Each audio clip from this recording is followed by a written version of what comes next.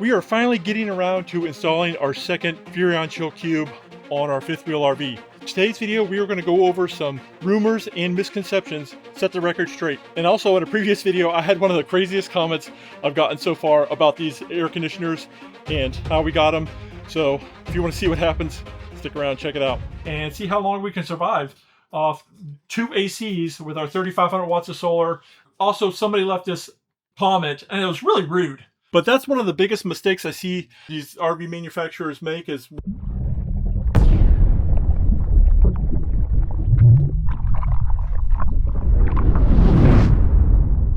Alright, I'm Chris, this is the Salty Trips channel. We're all about full-time RV life, trucks, travel, towing, all that jazz. We are going to put in another Furrion Chill Cube air conditioner on our fifth wheel RV, like I said before.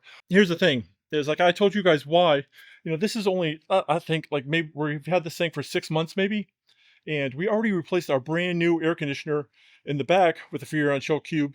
And I made videos about that, about the efficiency, the inverter compressor, just how much less power it uses, and it's cooler, more BTUs. And it's the same one in the front. We got a FreshJet 3 Dometic up here, and that thing is a power hog. If you guys have been following, you can see up here, we got a lot, our roof is full of solar. That thing, just trying to go any kind of off-grid stuff, and the weather's just a little bit warm, that thing sucks so much power. And these things are so much more efficient. It's insane. It's night and day difference. And we'll show you that at the end. We'll show you some comparisons. But before we get this up on the roof, we have to go inside and rip out the guts of the old one. All right, first thing we gotta do is get in here and shut off the AC. It says AC here and AC here. I don't know which one's which. Let's just assume it's this one right here.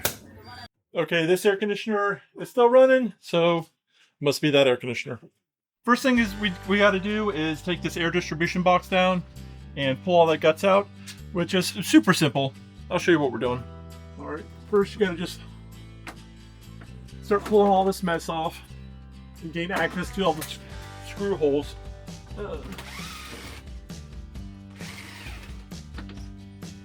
Pull all this mess.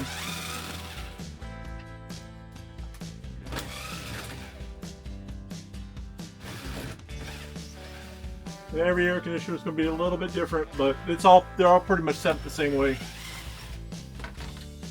And I got my non-touch tester, so we're going to hit the AC line, and I was right, we cut off the right power to the right one.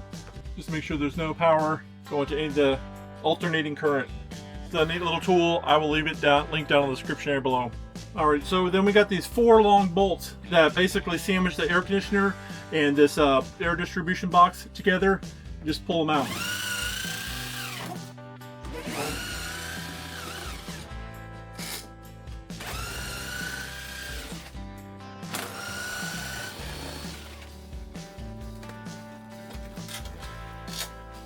And then we just disconnect all these cables.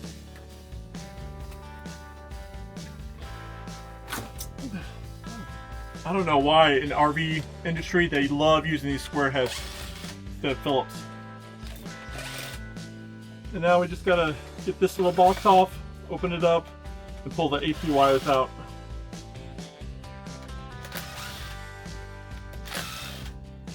And these are the wires that run back down to the breaker that you're gonna have to reuse. Love these little Wago connectors. And just pull that out. And these are the only 3 wires that we really have to worry about hooking back up to the new AC. That's what I love about it, the simplicity of it. And it's just 3 wires. And then all this garbage, we're just going to cut off, tape off, and shove it back into the space up here. Alright.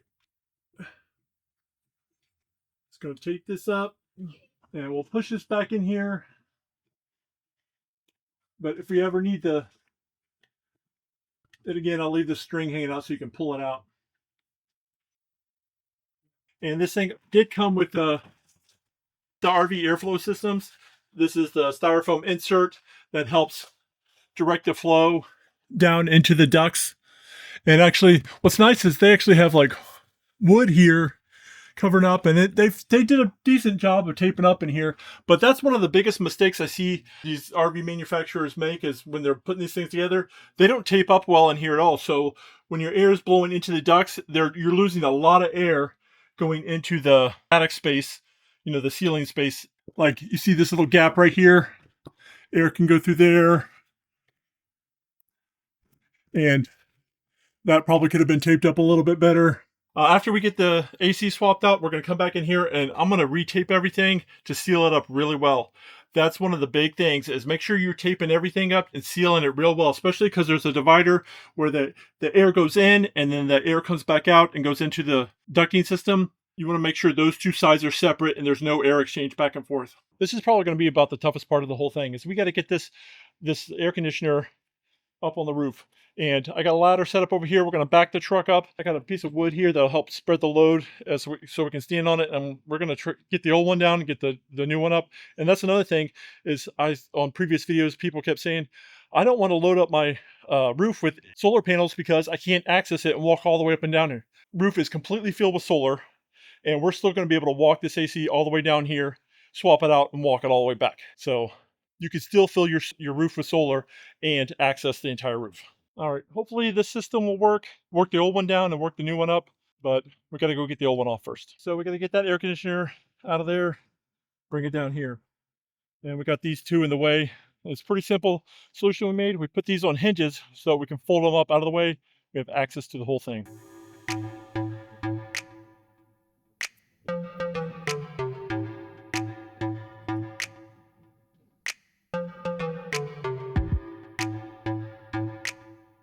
This thing should just pop right up, just like that, and come right on out.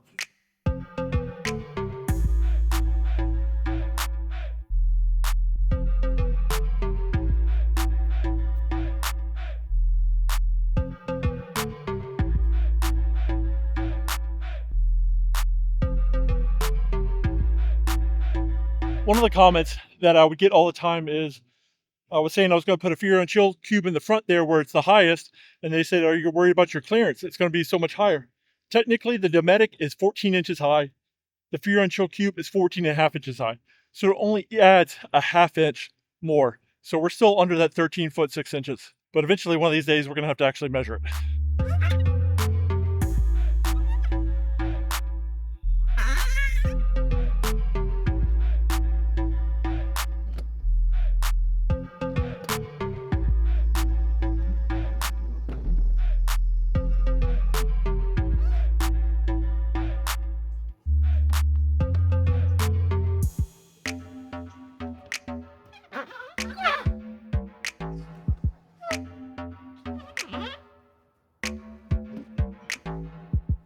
And I have the lovely Kimberly here to help me get the other one up there. Say hi, Kimberly. All right. So we are going to get this. Well, here's my dilemma. I'm thinking about either we could just try to lift the box up and then take it out of the box, or we take it out of the box here and then just carry it up. I think that's going to be the best way because the box just makes it more cumbersome. The Dometic is a little lighter than this one. It is a little heavier. That's, you know, definitely going to use two people to get it up there and get it over.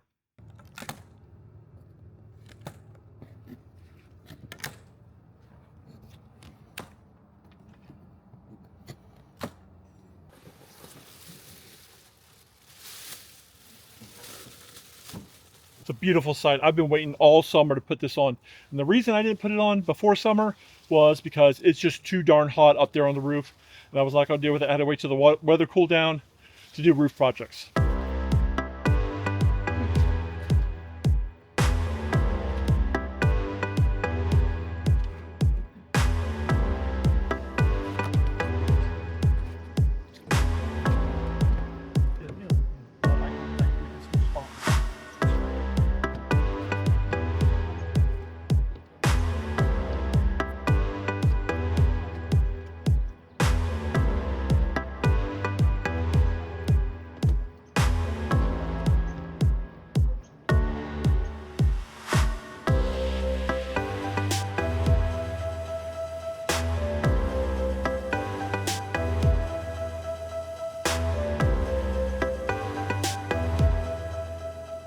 All right, well, that wasn't too terrible. It's actually, with two people, it's really not that heavy. It's just awkward. So you definitely want to have two people here. If that surface area right around where the gasket seals, the gasket's already on it. I know people have asked about that. You don't have to buy it separately. There's one on there. You just got to clean that up around there. We didn't really have to clean it up because when we pulled the old one off, it was completely clean on that area. So we just set it right on top of where it was. Should be good to go.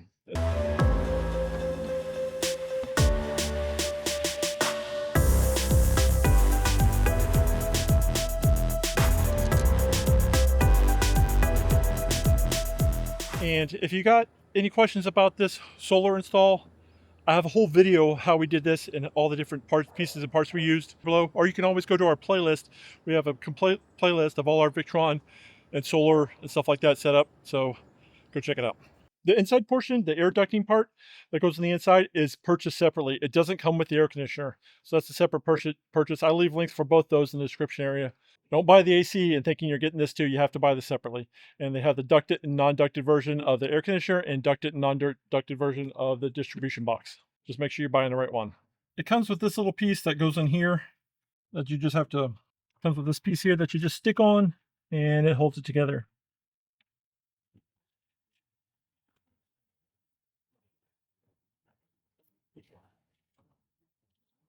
This is where the air dumps down if you wanted to and you want to bypass the ducting system, but we're never going to use that. So I like to put a piece of styrofoam down here to help block that. And then I'll just use aluminum duct tape to tape it in. And also I'll come back here and I'll put some aluminum tape on this side too.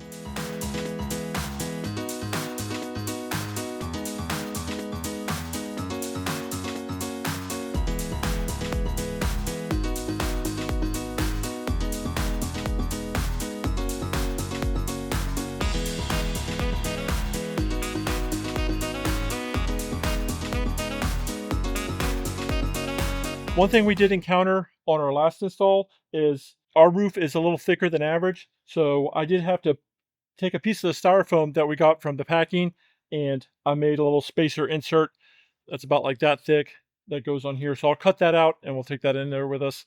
Now I'm just going to take the foil tape and just clean up everything nice and neat. No holes anywhere, nice and tidy. That's how you want it. You guys have no idea. I've been wanting to do this all summer. Every time that AC kicked on and I saw like, here, let me just explain it real quick. But every time that thing would kick on and I saw how much power it was using, it would drive me insane. But here's the thing, is yeah, it did operate like it's supposed to. Like all these, regular RV air conditioners, they stay shut off until the temperature gets high enough that it turns it on. And then it usually turns it on low at first. And then it just, the fan kicks on, then the compressor just kicks on, and it just have, the other one did have like a soft start on it. So it wasn't as loud.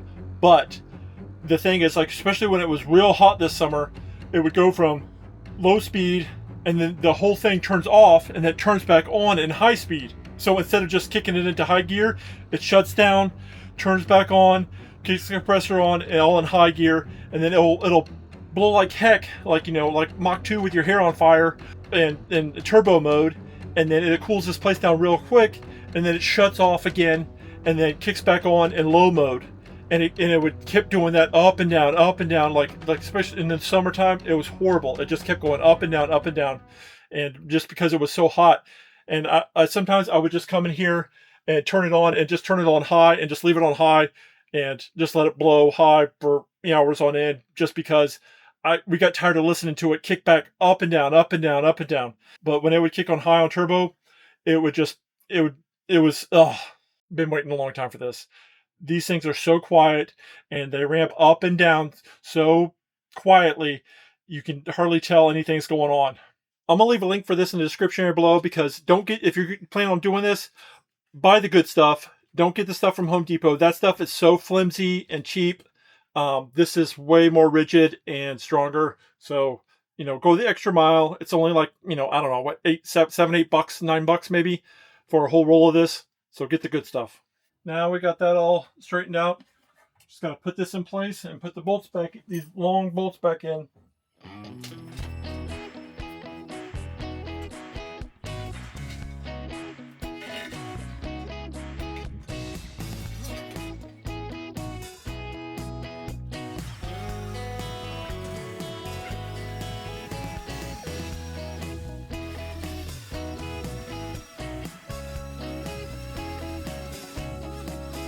And I think they're supposed to be like 41 inch-pounds of torque.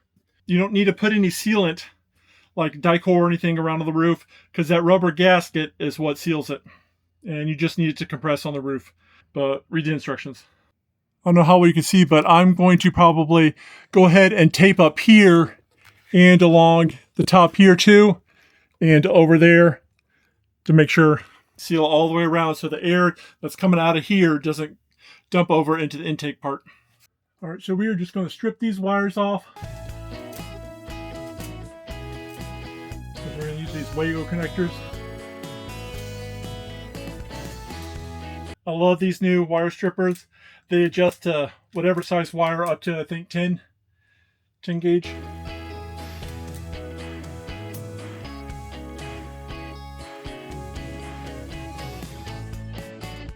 And just put that up in place. Screw these on.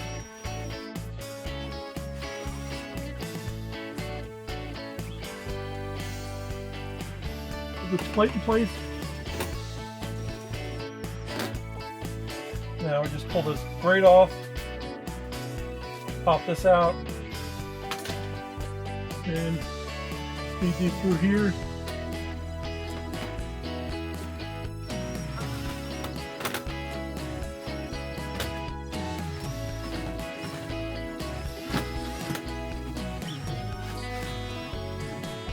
And the rest is just as simple as plugging these things in, shove all this stuff in here. Put this little plate on. This on. Batteries in the remote. Voila. Alright, let's come down here. Hopefully we have everything hooked up right. It's color coordinated, so heard a beep. Heard a beep and there's no fire. So it's like, you know, green to green, black to black, white to white. It's pretty simple.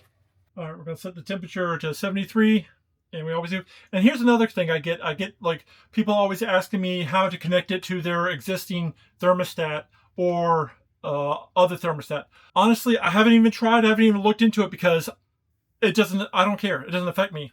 And like some people want to be able to use it on Wi-Fi when they're away. We don't. We just set it and forget it. It's at 73 degrees all the time, unless it's like winter and we shut it off. Cool, 73, auto. Oh, there we go. We hear it. Fans ramping up. Man, you could barely hear that thing.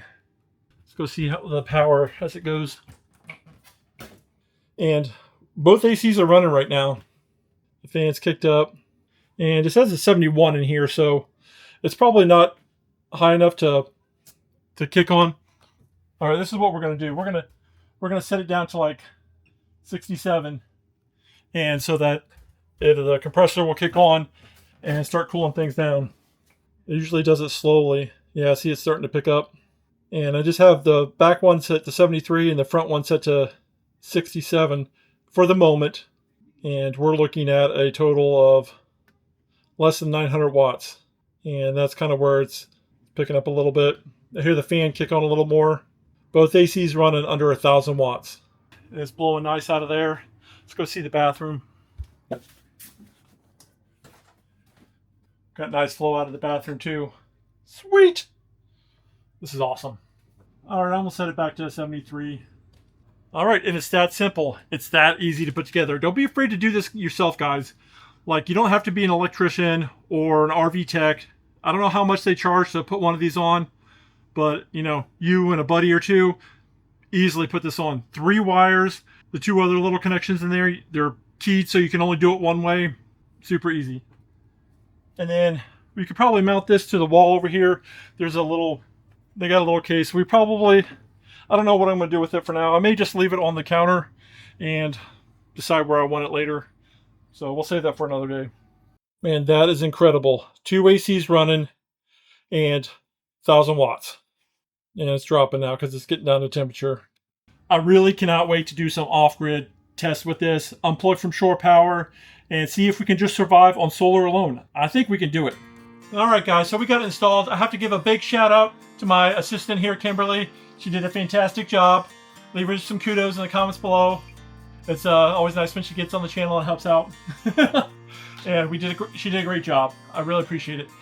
But today, We also have to talk a few things to talk about. There's people left in the comments of my other last install video. I said I was going to put a new Chill Cube in the front, and people were like, "Why don't you wait for the low profile Chill Cube? It's coming out in November." And or why don't you wait for the heat pump version? You know, where it does air conditioning and heat pump. And when it's coming out, it should be coming out any day now. And this is what happened. Like I was really curious. I was wondering. Okay, and there was even a commenter who said that they actually got one of the prototypes of the low profile cube and was getting installed on their RV. And I called Furrion or Lippard and got to the Furrion people who deal with the air conditioner. This is what they had to say. They said yes, they are working on a heat pump version, and when is it coming out? They have no clue. Nobody's seen any blueprints or anything like that. They're working on it, and I don't think it's coming out this year. It may come out next year. Who knows? But as far as like the low profile, there has been, I guess, no word. Oh, what has he got a hold of? Oh man, I must have dropped something. It's a little tiny piece of the wire I stripped off. Okay, so we did talk to Furrion, and nobody knows anything about any low profile in the works. And I was thinking like maybe when the Hershey RV show came out, that maybe there would be some chatter or something like that, and people who have left comments saying, "Hey, this is fixing to come out, the heat pump and the low profile." I said, I went out and did searches. I could not find anything on the internet. I'm like, I left comments back. I'm like, hey, if you have any information on any of this stuff, leave me a link so I can check it out. And of course, nobody left nothing because there is nothing out there. It doesn't exist, at least not yet. So the person that's probably getting the low profile, there is a chill low profile, but it's not a Chill Cube. It is just like a regular RV roof air conditioner, not like the inverter style that we installed here with the Chill Cube, where it's a variable speed compressor and it uses a lot less energy. It doesn't just go, 100 miles an hour, Mach 2 hair on fire, and then, shuts off when it gets down to temperature and then kicks back on and kicks between high and low. And this is easy up, easy down, low power, and 18,000 BTU. So that's the word on the street anyway. So I called them and talked to them. So I don't know what's going on out there. If you guys have heard rumors somewhere, whatever, leave it down the link below. Leave a link for any information you guys ever find out about any low profile or heat pump or anything. Maybe you guys have better contacts than I do. I try to get up as high up the ladder as I could on the phone, and that's what they had to say. Also, somebody left this comment, and it was really rude. It basically summed up as saying, you guys that get all these air conditioners, ACs for free, is what ruining YouTube, or making it a bad for YouTube or whatever. And we've gone through 3 Chill Cubes now. We had one on our old RV. We installed one on this RV when we first bought it, and then now we installed a second one on it. So we've bought 3. We paid for all 3. Nobody gave us any of those air conditioners. We paid for all of them. We're not sponsored by Furrion or Lippard or anything like that. We paid for all those. And the one air conditioner we did get for free, we gave away to a ranch that does animal rescues. If you guys go back and watch that video. And she was actually just a few hours from being sent to slaughter in Mexico. We got a 12-volt air conditioner that we installed on their horse trailer, so when they go do rescues and trail rides to help support feed the animals, they have somewhere to stay with the air conditioning. And then we installed solar for it too. We got Bouge RV to pony up, and they took care of all the solar for that. So they didn't have to, take money out of the food budget for the animals. That's what we did. The one air conditioner that we got for free, we gave to somebody else that could really need it and really could use it. So nobody's given us those things. We do get a lot of products for review. Like I've gotten some great feedback saying, hey, you're very informative. You're helping me out. And hopefully that's what these videos are doing for you guys. And, we're always going to get comments like that who just either uninformed or have no idea what they're talking or about. That they just have they just woke up on the wrong side of the bed. I don't know. But so that's the story. That's the truth. We paid for all 3 of these. We love them so much. I would really like a heat pump version of it, but we're just going to have to wait and see. We have big plans in the future, and a lot of it involves off-grid. I was going to do some power tests and consumption tests on this thing, but I'm going to give it a little while and I'll run some solar and power tests. We'll probably do that in a future video here shortly. I want to give it a week or two, a couple weeks, and unplug from shore power and see how long we can survive off 2 ACs with our 3,500 watts of solar and our Victron system and our 20,000 kilowatts of battery. 20,000 kilowatts, 20 kilowatts of battery. You guys know what I'm talking about. I got Lexdisia, and sometimes the numbers get mixed up in words and stuff, but it is what it is. Thank you guys so much for following along. Hopefully you guys found this useful. If you did, give this video a big thumbs up. Shows us you appreciate the content because we appreciate you guys, and we can't do this without you. So thank you very much. If you're new to the channel and you found this useful, subscribe, notification bell, all that fancy jazz. We'll see you guys in the next video. Bye. Say bye, Finn, for all you Finn haters. Yeah, somebody said they didn't want to see our dogs in the video. You can unsubscribe if you don't like that. All right, bye, guys.